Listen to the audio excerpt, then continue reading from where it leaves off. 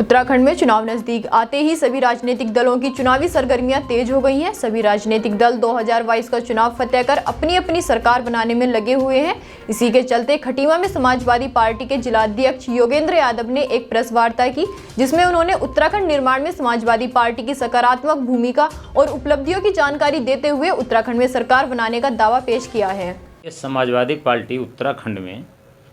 एक वैचारिक सरकार बनाने के उद्देश्य से लगी हुई है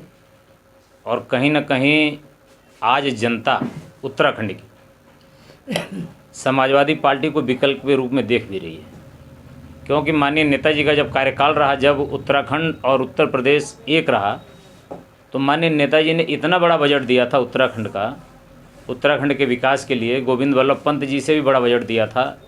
उन्होंने मिनी सचिवालय की स्थापना की और उत्तराखंड की जो सदियों की मांग थी उत्तराखंड राज्य बनाने की, लोगों की भावनाओं को ध्यान में रखते हुए माननीय नेताजी ने इसका परिसीमन करवाया था। और उसके बाद जब समाजवादी पार्टी की उत्तर प्रदेश में अखिलेश जी के नेतृत्व में सरकार बनी,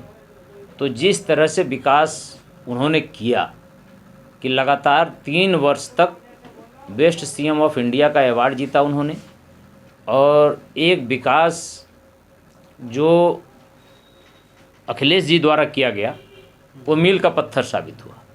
और दूसरी तरफ उत्तराखंड की जो सरकारें थीं, भारतीय जनता पार्टी और कांग्रेस की, इन लोगों ने पंडित नारायण दत्त तिवारी जी का कार्यकाल को अगर छोड़ दिया जाए तो इन दोनों सरकारों ने इस उत्तराखंड को केवल मुख्यमंत्री बनाने की प्रयोगशाला बनाया। इन्होंने जनता के लिए ज़मीन पे कोई काम नहीं किया, 20 साल में एक रोड नहीं बना सके,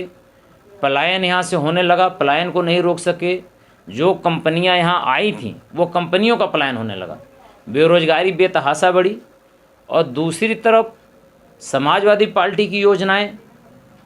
शिक्षा, दवाई, पढ़ाई सारी मुफ्त की, साथ ही लैपटॉप वितरण, रोडों का जाल, 108, 100 नंबर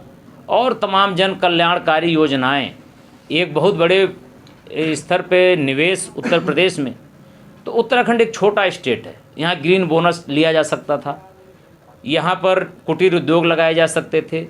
यहाँ पर जो लोग गरीब लोग पिछले 50 साल से 60 साल से या इवन 100 साल से बसे हुए हैं, जलाशयों के किनारे, वन भूमि के किनारे, नजूल की भूमि पर, उनको मालिकाना हक नहीं मिला। दोनों सरकारों ने उस पर जनता को निराश किया।